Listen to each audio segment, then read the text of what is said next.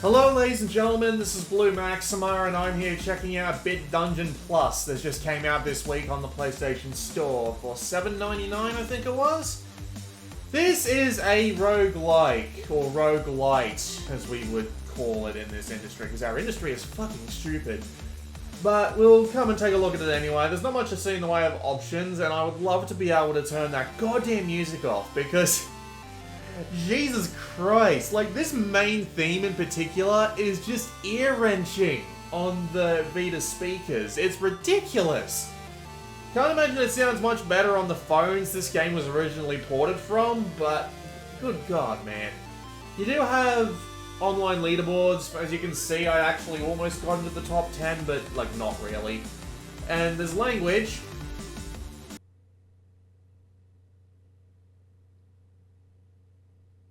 Is that the credits? Was that the fucking credits? My screen's gone black. What? There's no audio coming from it. What the fuck?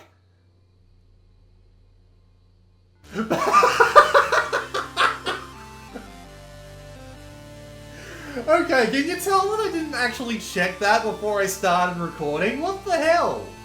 There is an avatar option which lets you see how your dude looks with all the different pieces of gear that you've found. You might actually get to spawn in with this stuff as well because it's only like numbers that change. We'll see how that actually works. Now, you can hit continue to continue from a saved game if you quit out earlier, but continue also serves as new games, so you're more than welcome to just hop straight in. These are two games I made to test the Babel Tower and Hell modes. So we're going to play story on... Well, I don't see any reason to not do... Oh, well, we'll do it on normal, because I wasn't able to actually see any difference in the 5 minutes that I was willing to play this for. So let me try that again. I've been playing this for an hour. I tried the other modes for about 5 minutes. And, yeah, so the general idea is the higher the difficulty, the less likely you are to get health potions. That seems to be the general deal, so I don't see any reason not to play it on normal. Okay, so... This is Bit Dungeon Plus. It is a roguelite. What's the goal? Get to the end. How do you get to the end? By defeating enemies. Defeating enemies in this game is very simple. You only have one attack. Well, actually, to be fair, you've got more than one, but you don't actually start out with a decent attack. So, you do get a magic attack, but at the very beginning it only does a stun. And trust me, in this game you don't really want to be standing around for so long. You just want to be in there and attacking. So, you've got one attack button, and that's the circle button. Your attack is always this well, it's not really piss weak all the time, but it's always this piddly little swing that has absolutely no range to it. So you just end up in a position where you have to get really close to the enemy in order to actually hit them, and enemies can and will hit you back. They do have their own... They aren't completely stupid. They are more than smart enough to actually, throw attacks back at you. Now, the way the block in this game works, as you can see, is every time you get hit while you're in block, you lose some of that meter that's above this dude's head. And you need to make sure you don't run out of this block, because this block is actually really important. Because if you run out of that block, you will get stunned, and you'll have to stand there for a couple of seconds while it recovers, and that means they get free hits.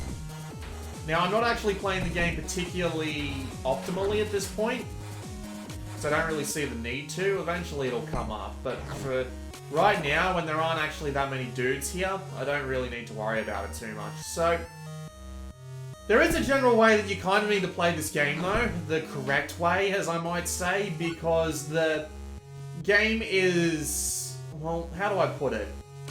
It's really basic, and because it's really basic, you can figure out the optimal strategy right away.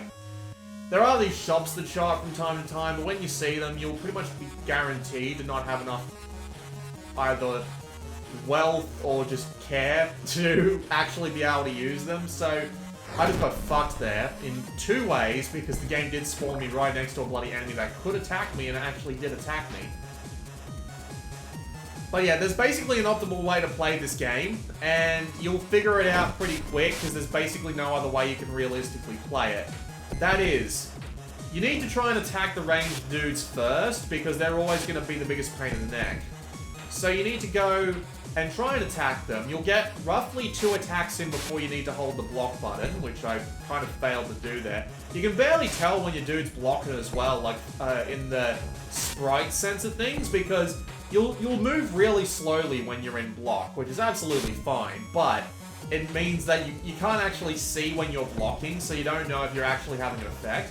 And you can't block immediately after your attack, and there's no way to tell unless if you're moving slowly. So, as I was saying, the optimal way to play the game, block as soon as you walk into the room, because you won't be able to defend against attacks that'll happen immediately. This is a thing that can happen. This game is a dick. Find the ranged dudes. There's usually 1 or 2 in a room, but not all the time. Take them out first, because they are arguably the most dangerous. Then work your way around to all the physical dudes. Block as you get close to them, and just walk in slowly, because there's literally no reason not to. Because these guys are one of the many enemies in the game that only have a limited range. So, you just need to walk in, wait for them to attack, fire off 2 of your own, block again, attack twice, wait for 1 of their own, do the same thing with every physical enemy in the room, because there's literally no reason not to. You just saw right there that the game gives you the option to upgrade either your critical damage, your basic attack, or your health, but because the game doesn't know when to separate button presses, it just was kind of like, oh hey, you wanted to pick this? Fuck you. When you backtrack, the rooms are filled with these dudes. It's actually pretty simple, just once you get your attack high enough to wander up to them, hit them in the face, and they'll just die immediately, and they're actually a really good source of health potions. So there's no reason not to simply go back and forth between 2 rooms in order to actually get your health back up, which is actually kind of disappointing, because it makes the game really easy, even on the hell difficulty, because, again, enemies will be more aggressive, but they don't do more damage, and they don't change their attack patterns in any meaningful way. So you can just do the same thing that you can do on easy mode on hell mode, and it just makes no fucking difference. Also, enemies have basically no wind-ups for attacks. It's basically just predicting what they'll do. Thankfully, they are quite predictable for the most part, since you have what's the word I'm looking for? Since you have Since they, I should say, have the same attack patterns pretty much every time, it means that you're in absolutely no danger, because you know exactly what they're going to do. They're not going to pull anything unexpected out of their ass. Most of the enemies work in the same way. Like, not all of them work in the same way. Like, you've seen an enemy that'll get invisible if you move too far away from it. But that's about as interesting as the game gets with their enemies, because you've only got 2 buttons that are really worthwhile. I mean, you can hit the square button to see how you're doing stats-wise, but it's not really too relevant to your overall gameplay. And you can see up in the top right there that you can see the entire map all the time, so there's no reason to hit the button to see this large view of the map.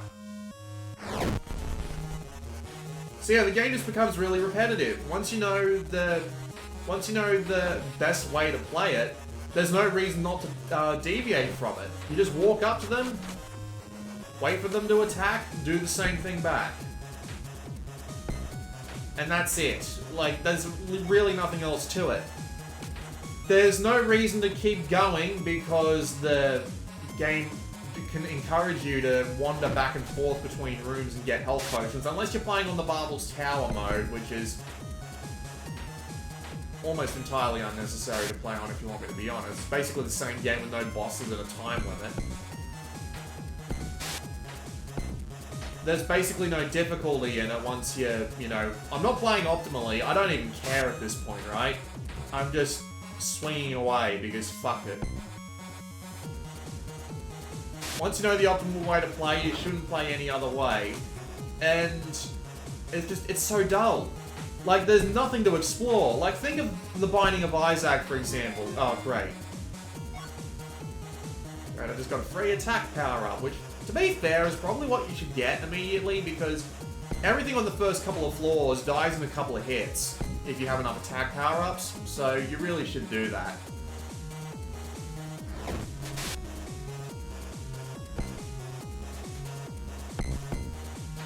See? They all die pretty quick. Now that I've got an attack power up. Fucking block really not working with me here.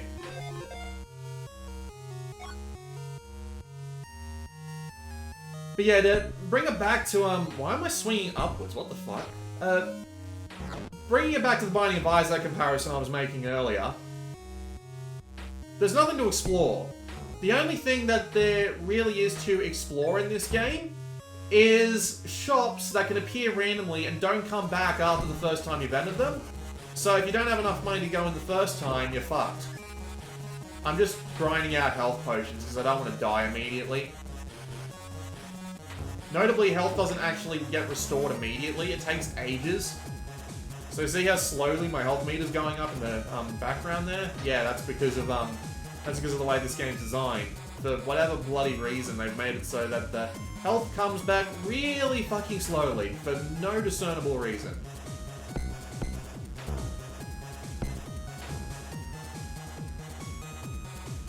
See that?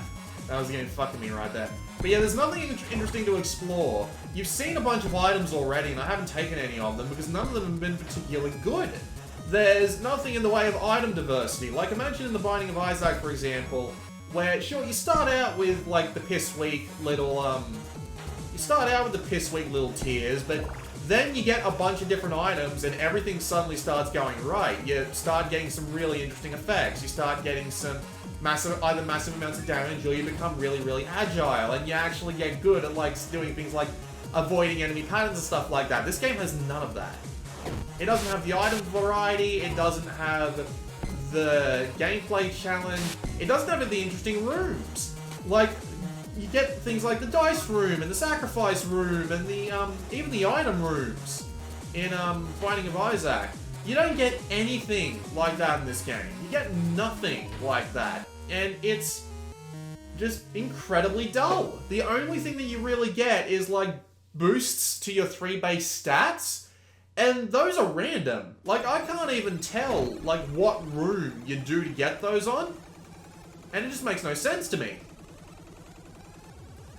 I guess I'll show off a magic attack. So, the only magic attack you get at the very beginning is, bloody, go away, map screen, please.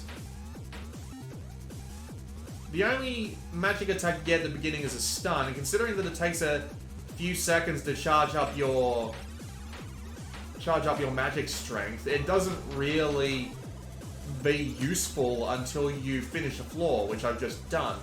Because once you finish the floor, you get an extra magic spell.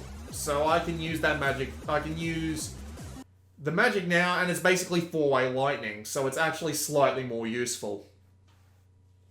Also, you just saw a boss there, and the way I took it out was really the way you... Not so much you're meant to take it out, but at the same time, there aren't really any other better ways, just because going up against them and just bashing away is a lot faster than actually doing anything particularly useful with it. Because their attacks are huge. Like, you saw that how that guy fired out, like, 2 massive projectiles out of his arms, right? Well, that's the sort of projectile bullshit we're talking about, because if you're not just... if you're not, like, running as soon as he fires them out, which you can't really tell if he's going to, because the game doesn't have much in the way of line-up animations, you're not really going to be able to get out of the way of that in time, just because of how big the fucking things are. So, really, there's no point in not just trying to get as much damage as possible, and then just rubbing up against them and just doing as much damage as you possibly can within the time limit, and the time limit being your health, right? Because I don't even know what Death Strike is. The game hasn't told me what Death Strike is. I wasn't warned about it or anything like that. I assume it was one of the stats in one of the items I got from the boss. But yeah, there's no point in doing anything else just because the game doesn't have much in the way of skill or wind up or, you know, being able to accurately dodge.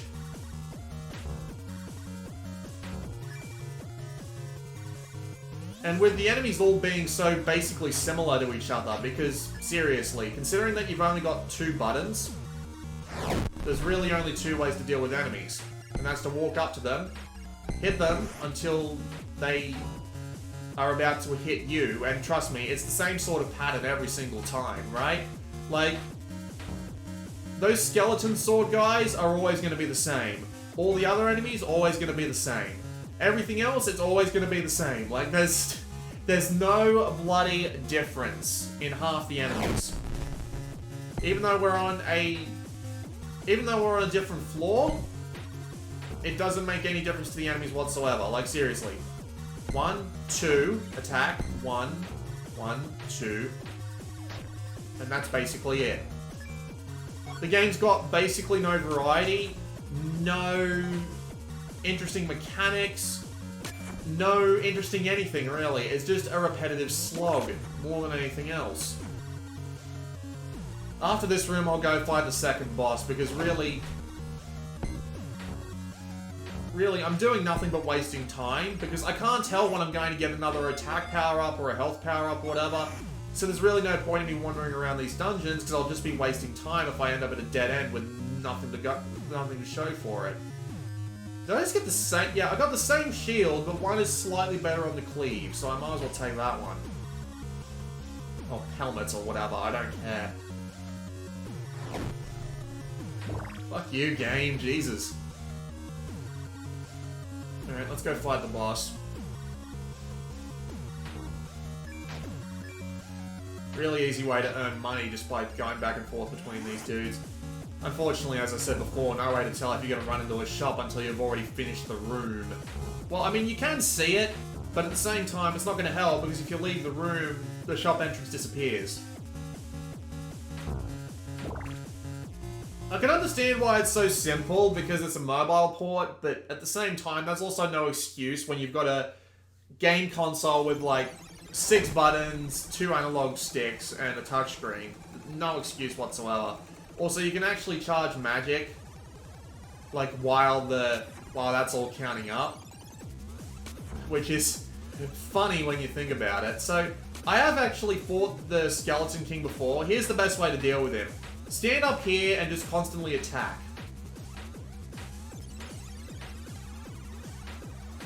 Because that little cold wave there can't hit you. That projectile attack can. But of course, it's the same thing as before. Just hold guard after a few attacks and hope that it doesn't overwhelm your shield.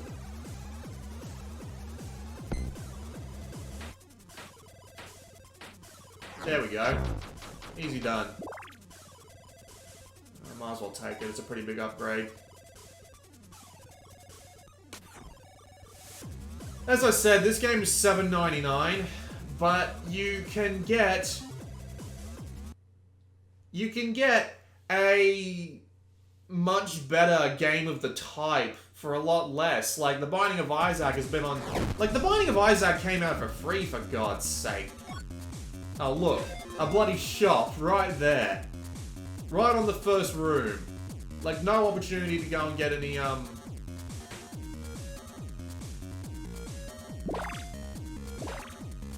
no opportunity to go get any extra cash, so... What a giant crock of shit. Fucking spawn right on top of the dude again.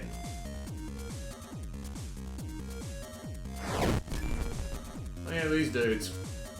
Oh yeah, by the way, the only difference between floors is that dudes basically take more damage. They don't even do more damage to you, they just take more damage. But since you'll be riding with better equipment, it basically makes no difference. And it's actually random what, it's actually random, oh, sorry, I've lost my train of thought there.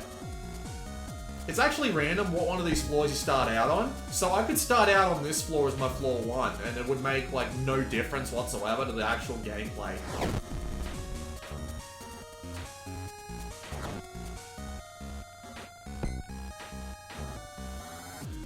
A lot of people say they don't like roguelites, and after having played through this, I can understand why.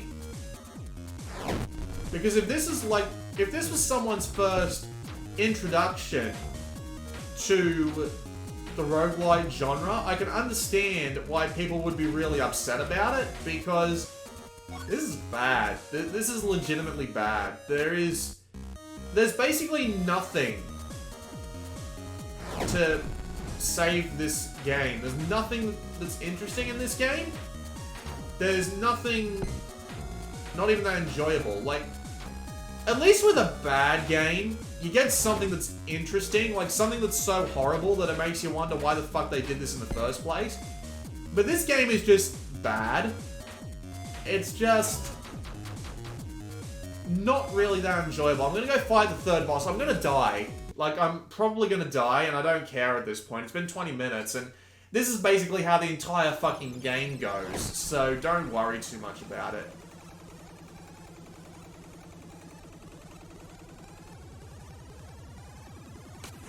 So here's my new spell, by the way. Right, and you can't get too close to him, because he'll just fuck you up.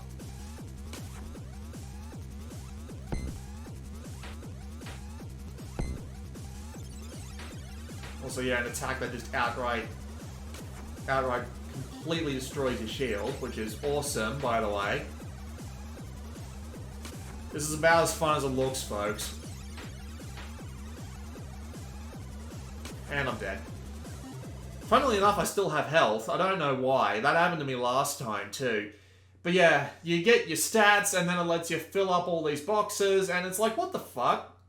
Like, this is after an hour of game time. Can you even imagine playing through to fill up all those bars? Can you even imagine? Like, what a waste of my time, right? This game is just so mediocre that it becomes really bad just because it's got absolutely nothing interesting in it. And that's impressive. Like, that's legitimately really impressive. I don't care for it in the slightest. And I do not recommend you buy it at any price. Wait for the Binding of Isaac to go on sale because that is just much better in every way. Every conceivable fashion. So yeah. This is a base to build something else off of. This is not something you release as a full game. This has been Blue Maxima, and I will see you all next time.